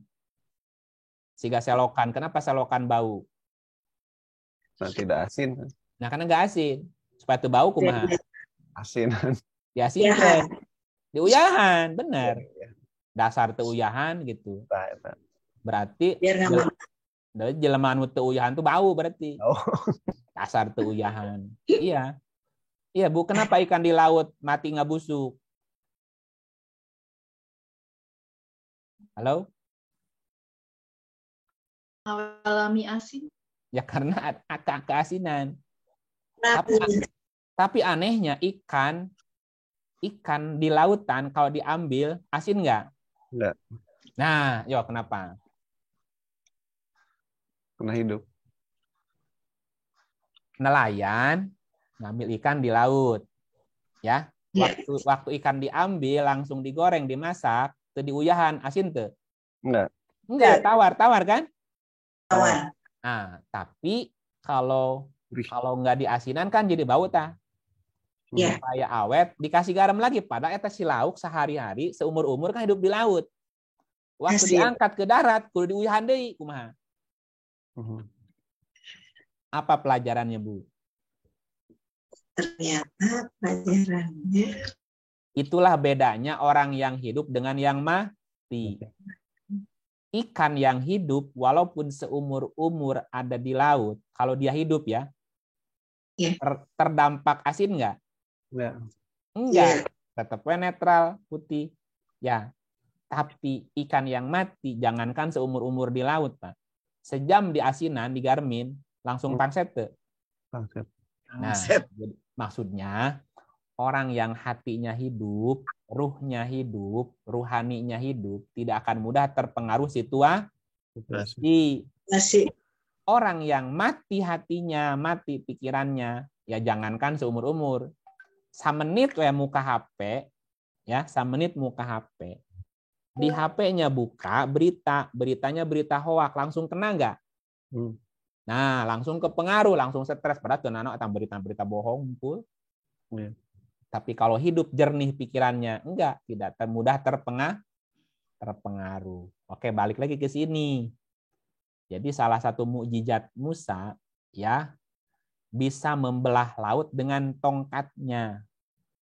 Jadi orang yang cerdas yang mau menggunakan tongkatnya bisa membelah laut. Maknanya apa? Mengungkap hal-hal yang luas dan dalam. Gitu ya. Sehingga dia bisa mengeluarkan isinya gitu. Isi itu yang sesuatu yang berharga yang ada di dalamnya itu. Nah, sementara orang yang tidak bisa menyelam, ya cuman lihat permukaannya aja. Ih, ini halusnya laut gitu. Laut kan bagus tuh. Ih, siga di Pangandaran ya punya. Siga di Pangandaran. Sisi laut, Pangandaran, ya Bu ya. Gitu kata si Kang Dul Sumbang. Nah, begitu Kang Yodi. Udah 9 belum? Belum. Baru berapa? Baru 4. Oh, baru 4. Nah, geningnya ayatnya 5 deh. Ya iyalah. Sugante udah 9 dari tadi. Nah, 5 lagi apa? Coba lihat surat 7. Surat 7 130. Monggo, Kang. A'udzubillahi minasyaitonirrajim. Bismillahirrahmanirrahim. Dan sesungguhnya kami telah menghukum Fir'aun dan kaumnya dengan mendatangkan musim kemarau yang panjang dan kekurangan buah-buahan, supaya mereka mengambil pelajaran. Terus. Kemudian apabila datang kepada mereka kemakmuran, mereka berkata, itu adalah karena usaha kami. Dan jika mereka ditimpa kesusahan, mereka lemparkan sebab kesialan itu kepada Musa dan orang-orang yang besertanya. Ketahuilah, sesungguhnya kesialan mereka itu adalah ketetapan dari Allah. Akan tetapi kebanyakan mereka tidak mengetahui. Nah, di mana mukjizatnya? Lanjut. Mereka berkata, bagaimanapun kamu mendatangkan keterangan kepada kami untuk menyihir kami dengan keterangan itu, maka kami sekali-kali tidak akan beriman kepadamu. Nah, belum ketemu mukjizatnya. Di mana mukjizatnya? Nah. Maka kami kirimkan kepada mereka taufan. 1. Belalang. 2. Kutu. 3. Katak. 4. Dan darah. 5. Jadi berapa? 9. 8. Terus? Tetap. Sebagai bukti yang jelas. Mukjizat ya? Ya. Nah, mukjizat. Terus? Tetapi mereka tetap menyombongkan diri. Dan mereka adalah kaum yang berdosa. Nah, 5 itu Bu. 1. Musa bisa mendatangkan topan. Topan itu sesuatu yang berputar-putar. Topan. Tawaf. Tawaf kan berputar-putar, Bu. Oke, 1. Jadi Musa bisa membuat sesuatu berputar-putar. Seperti contoh gini. Ibu pernah naik kereta api cepat Jakarta Cileunyi? Belum. Belum. Kenapa belum? Belum jadi. Ada. Oh, belum jadi. Kapan jadinya? Kapan jadinya itu? Duka 2023 katanya. Ya. Nah, di mana yang udah jadi? Di Cina. Jadi ada kereta cepat Bu, 500 km per jam. Tabrakan hancur abis Bu, diturunin tuh. Ya, jadi 350 km per jam. Itu menggunakan teknologi apa namanya? Persani itu? Semprani. Magnet. Ya, jadi magnet itu kan bolak-balik, berputar-putar, Bu. Kayak kalau di kendaraan tuh apa yang bolak-balik tuh? Apa namanya? Jadi Musa bisa mengeluarkan atau mengirim taupan, bisa menciptakan sesuatu yang berputar-putar, bolak-balik, nggak berhenti-berhenti. Itu namanya teknologi magnet namanya, Bu. Itu kan tidak harus pakai itu, tidak harus pakai kayak dinamo gitu kan, muter kan? Iya. Yang kedua, Musa juga bisa mendatangkan belalang, jarod. Jarod itu bisa uir-uir, tahu uir-uir, Bu? Uir-uir atau parasit. Parasit. Bisa menciptakan parasit. Kutu, kumal. Kumal itu kuman, bakteri, virus, mikroorganisme. Jadi Musa juga ahli kuman, ahli bakteri, ahli virus, ahli mikroorganisme. Nah, itulah yang salah satu yang diajarkan kepada si Korun, Bu. Makanya si Korun kenapa kaya raya? Karena dia tahu ilmu itu, ilmu mikroorganisme. Dia bisa punya semacam, jadi kayak ternak mikroorganisme yang memakan logam, keluarnya emas gitu. Makanya si Korun benghar kan. Katak itu di sini dofadia. Dofadia itu artinya loncat-loncat. Sesuatu yang melompat, loncat-loncat gitu. Darah itu bisa berarti demam berdarah, bisa berarti mengeluarkan darah, atau sesuatu yang seperti darah gitu. Nah, ini mujizatnya Musa. Topan, belalang, kutu, katak, dan darah. Nah, ketika ini dikemukakan, terus mereka berkata, ini sihir, ini sihir gitu. Ya, begitulah, Bu, orang-orang yang nggak beriman mah tetep gitu. Kita lihat 27:13 ya. 27:13.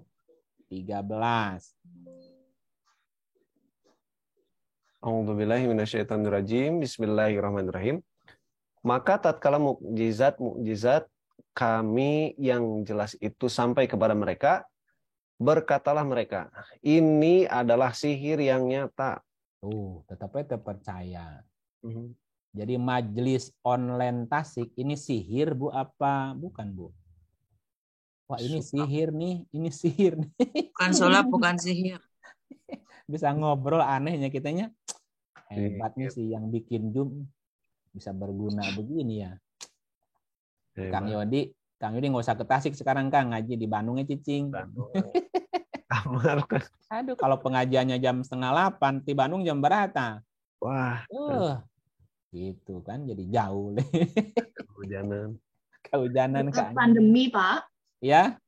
Berkat pandemi. Nah, gitu, berkat pandemi jadi aya online segala, ya, gitu. Nah, itu kisah Musa bertemu Tuhan di surat ke-27. Ya. Begitu Bapak Ibu. Ya, sudah jam 9:30. Ada pertanyaan? Tidak ada? Alhamdulillah. Rusuh. Ya? Rusuh tepuguh. Oh. Justru atau anak puguh teh gitu, Bu. Sok atuh, kalau ada pertanyaan silahkan. Ya boleh ada yang bertanya, Mangga. Tuh kan nggak ada kan? Ya, tadi itu di chat, Kang. Ya. Itu mah tugas Kang Yodi. Tugas Kang Yodi eta mah. Yod, Om Yod. Tugas Kang Yodi maca chat mah. Saya malam-malam ngechat. Tadi itu Pak Gentur mau nanya tuh, Pak Gentur. Boleh, silakan Pak Gentur. Ya. Assalamualaikum warahmatullahi wabarakatuh. Ustaz. Itu saya tadi tertarik penjelasan Al-Baqarah 17. Ya. A'udzubillahi minasyaitonirrajim. Bismillahirrahmanirrahim. Masaluhum kamasalil lazis tauqadanaron dan seterusnya. Ya. Kemudian yakadul barku yahtafu absarohum. Awalnya saya tidak bisa memahami itu ayatnya gitu, artinya kumaha gitu.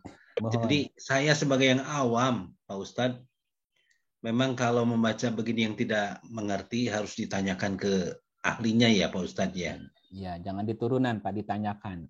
Tanyakan ya. Ya. Ajuk di turunan. Ya. Iya, jadi ya baru rada-rada inilah ya walaupun masih belum cerdas juga. Ya. Ternyata memahami ayat Al-Qur'an tidak semudah ya artinya tidak diartikan secara harfiah saja kan?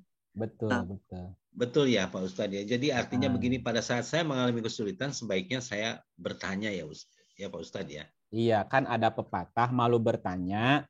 Betul. Lanjutannya apa, Pak? Sesat di jalan. Bukan, malu bertanya jadi nggak nanya-nanya, Pak. Bodoh. Malu bertanya jadi nggak nanya-nanya tuh. Iya, betul. Jangan malu bertanya. Bertanyalah kepada ahlinya. Ya. Fas'alu ahla dzikri. Benar, Pak. Nah, kenapa? Karena Quran itu mengandung, Pak. Mengandung apa? Ini mengandungnya nih. Contohnya ya. Nih, Kang Yo mau dibaca sama Pak Gunturnya? Boleh. A'udzubillahiminasyaitonirrajim. Bismillahirrahmanirrahim. Dan sesungguhnya kami telah mengulang-ulangi bagi manusia dalam Al-Quran ini bermacam-macam perumpamaan.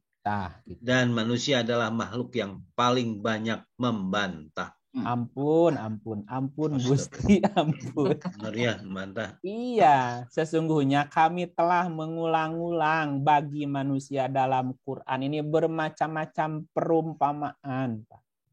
Jadi di dalam setiap ayat itu pasti mengandung perumpamaan. Ada metaforanya, ada silokanya di situ. Musa teh apa, laut teh apa, tongkat teh apa. Cikaracak ningang batu, laun-laun tetap aja jadi batu, Pak. Ya, maksudnya sesuatu yang dilakukan terus-menerus pasti ada bekasnya. Ya. Itu ungkapan, gitu ya, ungkapan. Nggak ada rotan, akar pun jadi. Tong nyangan akar, lamun eueuh rotan. Maksudnya sesuatu ada penggantinya. Itu kan dalam bahasa Indonesia, bahasa Sunda banyak siloka gitu, Pak. Ya. Jauh di jugjug, anggang di teang.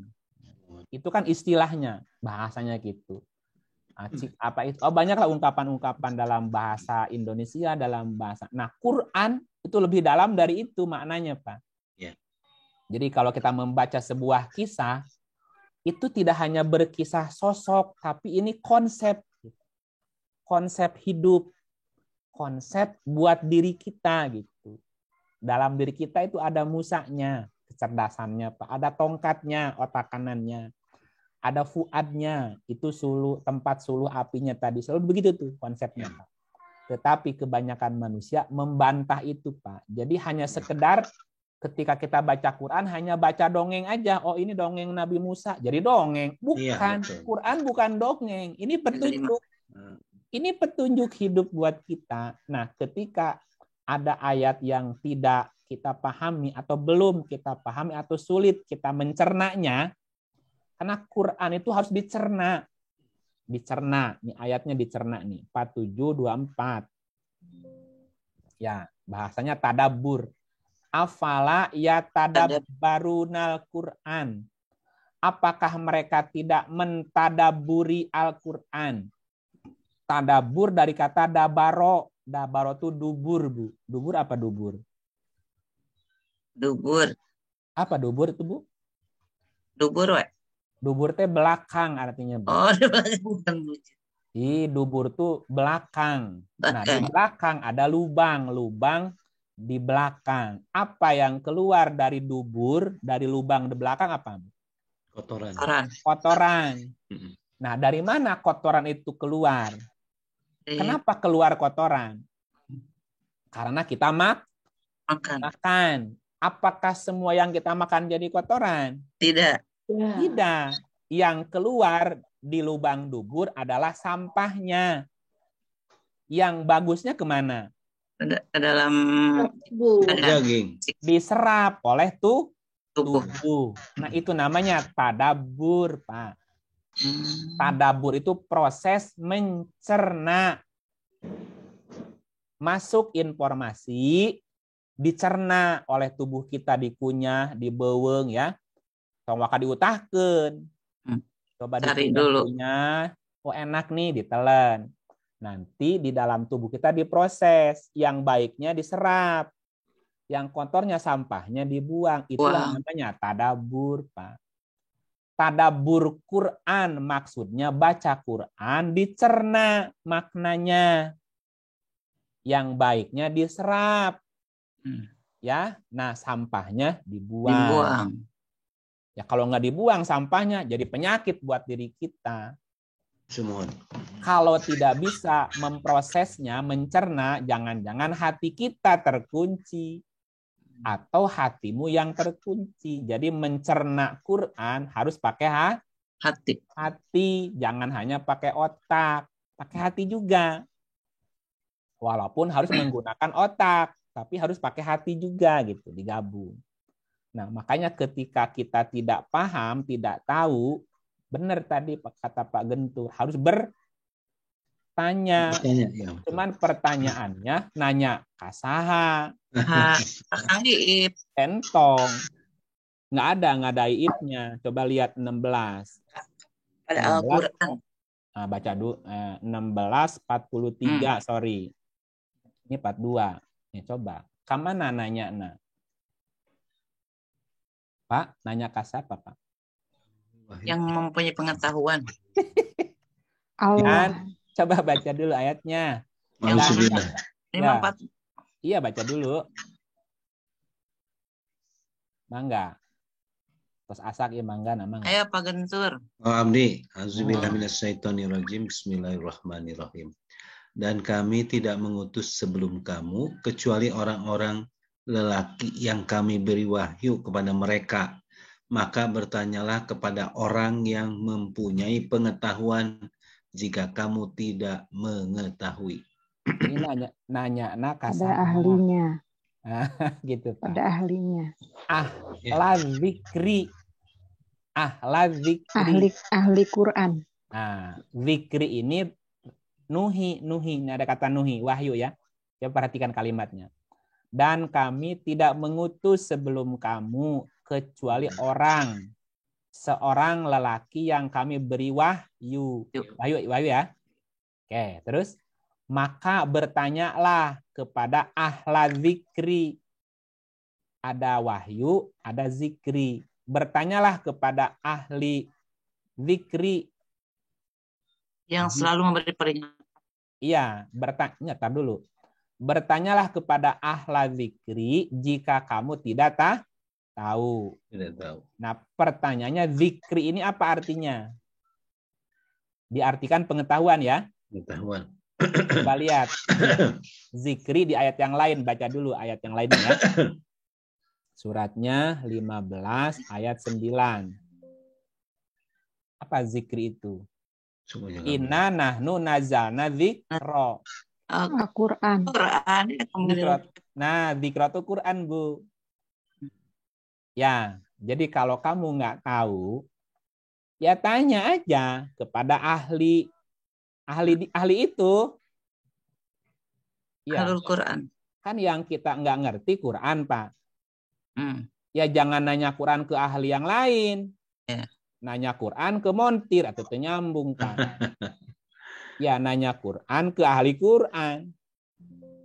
Jadi ahla zikri kepada ahli Quran gitu, Pak. Jika kamu tidak tahu.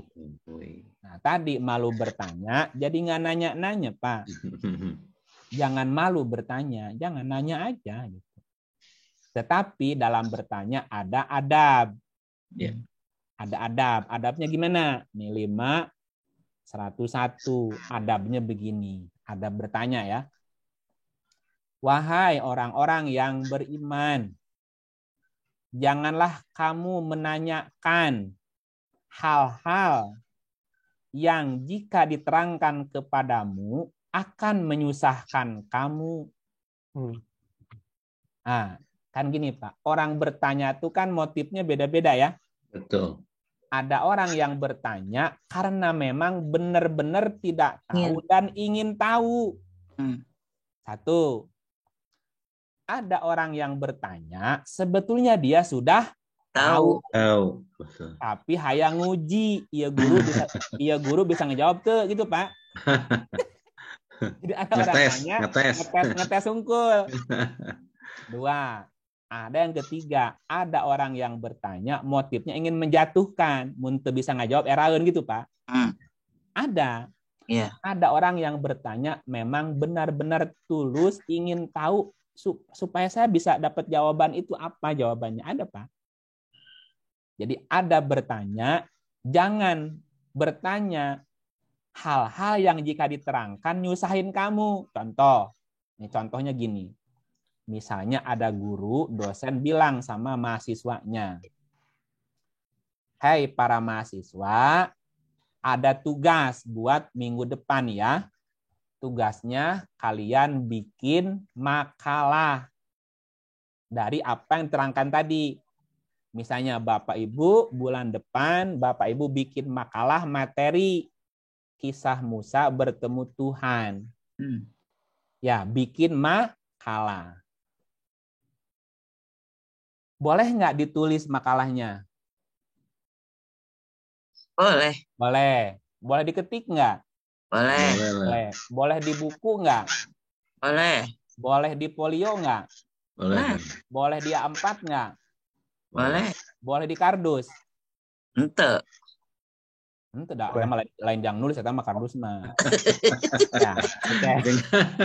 Ya, boleh nggak 10 halaman? Boleh. Boleh nggak 20 halaman? Boleh. Nah, bebas nggak, Pak? Bebas. Ada mahasiswa nanya, Pak dosen, itu makalahnya ditulis tangan apa diketik? Nah, yang tadinya boleh ditulis, boleh diketik, jadi sempit sekarang. Hari gini mahnya ditulis, diketik pakai komputer. Ya, yang nggak punya komputer nggak bisa, Pak. Memberatkan nggak, Pak, pertanyaan itu? Memberatkan. Memberatkan. Diketik pakai komputer.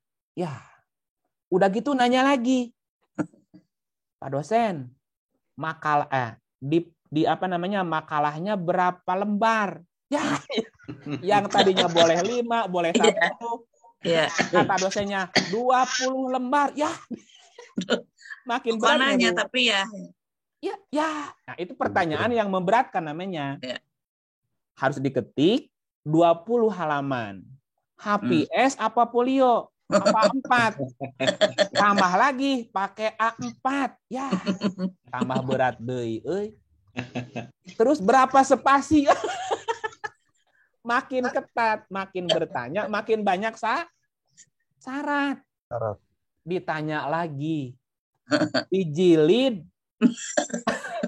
Dijilid apa di spiral? Apa di spiral? Dijilid. Aduh, ampun, coba.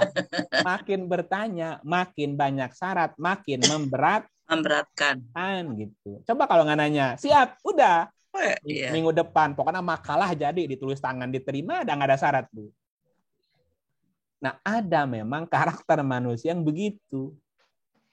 Jadi dengan bertanya malah memberatkan gitu, makin pusing.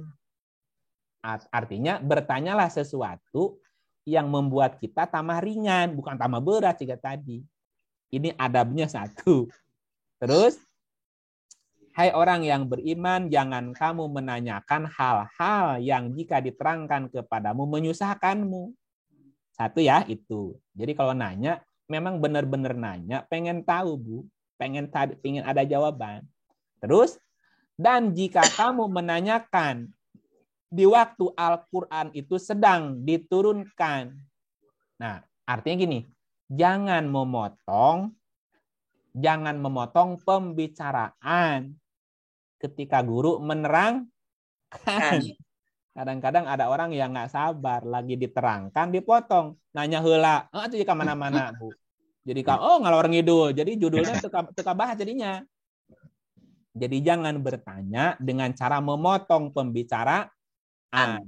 Padahal Quran sedang diterangkan gitu. Dengerin aja dulu. Kalau ada pertanyaan, ya sabar dulu bentar, kenapa sih gitu, dicatat aja dulu nanti mau nanya apa.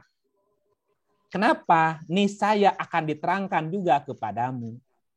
Jadi kalau ada pertanyaan di tengah-tengah, ditahan dulu. Boleh jadi nanti jawabannya ada di ujung. Oh, jadi nggak jadi jawab, nggak jadi nanyanya karena udah kejawab. Ya, tapi kalau motong kan jadi nggak enak.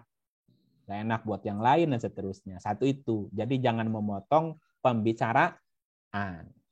Nah, jadi kalau diberikan waktu, silahkan yang mau bertanya. Nah, itu kan berarti kesempatan nanya, kecuali dari awal judulnya diskusi tanya jawab, kan lain lagi, emang tanya jawab dari awal, tapi kalau penjelasan didengerin dulu. Allah memaafkanmu tentang hal-hal itu, jadi kalau belum tahu sih nggak apa-apa. Allah Maha Pengampun lagi Maha Penyantun. Jadi satu sisi ada perintah untuk bertanya, tetapi dalam bertanya juga ada tata krama.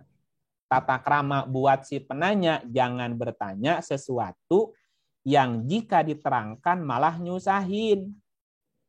Ya, tata krama bagi guru yang ditanya, ya jangan motong pembicaraan sampai diberi waktu untuk bertanya. Itu betul tadi Pak Gentur nanya dulu. Nah, boleh bertanya? Benar, emang begitu, Pak. Ada waktu untuk bertanya, benar gitu. Emang izin dulu waktu bertanya. Nah, pas dikasih waktu, oh silahkan gitu Pak. Ya. Alhamdulillah. Jadi pertanyaannya apa? Yang tadi. Ya, jadi pertanyaannya apa Pak? Artinya itu tadi bahwa saya takut salah menafsirkan Al-Quran. Alangkah baiknya pada saat saya tidak tahu, saya bertanya kepada ahlinya. Ahli, benar Pak. Itu yang benar begitu. Ya nanya sama ahlinya. Betul. Jangan nanya kepada yang bukan. Ya, tetapi dalam hal ini saya bukan ahli. Ya Pak ya. Ada orang-orang yang ahli dalam hal ini. Saya hanya fasilitator Pak ya. Hanya fasilitator. Saya mah tidak tahu apa-apa. Tidak punya apa-apa, bukan siapa-siapa saya mah Pak. Hanya menyampaikan aja apa yang saya tahu, apa yang saya terima, apa yang diajarkan guru kepada saya gitu Pak. Ya. Ya, betul. Gitu. Baik, kejawab Pak. Sudah kejawab. Alhamdulillah. Alhamdulillah. Ya. Begitu. Bunda, gimana Bunda? Halo, kok pada keom begitu? Ya, halo. Pada keom begitu? Hadir, Pak. Ya, hadir. Udah, nu pada ngantuk? Belum. Iya, atau pada meneng geningan gitu hari-hari, Mangga? Atos, beres? Atur nuhun, terima kasih Pak Gentur. Atos Songi. Terima kasih jawabannya. Baik, kita batasi saja ya Bapak Ibu. Ternyata ini masih bersambung ya Kak Ip ya. Masih bersambung. Selanjutnya ayat, surat dan ayat berapa Kang? Nah, selanjutnya masih Kisah Musa, surat 28. Musa 28. Al-Qasas ya, surat Al-Qasas 28 ayat 29 sampai 32. Dan 32. Ya, jadi berikutnya kita bahas surat Al-Qasas 28 ayat mulai ayat 29, 30, 31, 32 ya. Jadi berapa ayat? 4 ayat ya. Nah, gitu. Nanti berikutnya pindah judul. Nah. Ya, alhamdulillah. Alhamdulillah nun Kang Iip. Sebentar. Dulu. Mangga. Gimana Pak Ustaz? Saya mah memang bersemangat kalau begini. Soalnya saya suka introspeksi diri. Hari ini ngale WA dipanteng gitunya. Urusan begini menihara rese gitu. Pak Ustaz, kalau nanti memungkinkan, saya pengen cerita. Bukan maksud saya ini kan Nabi Musa. Berikutnya insya Allah tentang Nabi Isa. Karena buat saya ini berkaitan dengan kehidupan saya pribadi dan secara awam saya menafsirkan ini jauh lebih spektakuler tentang Nabi Isa ini. Kan begitu internasional. Ya, menjadi perdebatan dan seterusnya. Cuma itu aja permintaan saya. Terima kasih Pak Ustadz. Iya, dalam hal pencarian Tuhan, dalam hal kisah perjalanan kerasulan yang fenomenal Ibrahim dan Musa, Pak. Oh, Ibrahim dan Musa. Iya, kalau dalam hal mencari Tuhan ya. Iya. Makanya kerasulan diwakili Nabi Musa, kenabian diwakili Nabi Ibrahim. Dalam hal perjalanan mencari atau bertemu Tuhan. Oh. Nah, nanti kalau kisah Isa itu mungkin temanya tema yang lain ya. Tema yang lain bukan dalam hal tauhid, bukan hal dalam pencarian Tuhan gitu. Ini kan judulnya kan tauhid nih. Iya. Karena mengenal Allah. Nah, kita bisa belajar dari Nabi Ibrahim dan Nabi Musa dalam proses perjalanan mengenal Allah gitu, Pak. Nanti kalau Nabi Isa itu ceritanya di topik yang berbeda, bukan dalam hal pencarian Tuhan, bukan gitu. Tapi cerita Isa juga spektakuler juga gitu ya. Iya, memang. Nah, nanti ada judul sendiri. Apa contohnya? Apakah Isa punya bapak? Nah, itu aja Pak Ustadz, yang paling kontroversial kan dia dianggap sebagai Tuhan, itu aja. Nah, oke gitu. Nah, Tuhan itu kalau haknya dibuang jadi apa? Tuhan. Itu dulu di madrasah, Pak, di madrasah ada nadom begini. Gusti urang sarerea Kangjeng Nabi anu mulia. Gening Kangjeng Nabi Iya, geningan Kangjeng Nabi Muhammad jadi Gusti. Iya. Gusti kan pangeran, Pak, Tuhan. Betul. Nah, apa maksud Gusti di situ? Nah, itu yang nggak boleh salah paham gitu. Nah, itu hal-hal itu yang mesti diungkap, Pak, supaya kita tidak buruk sangka. Gitu. Ya, orang Islam nyebut Nabi Muhammad Gusti, Pak.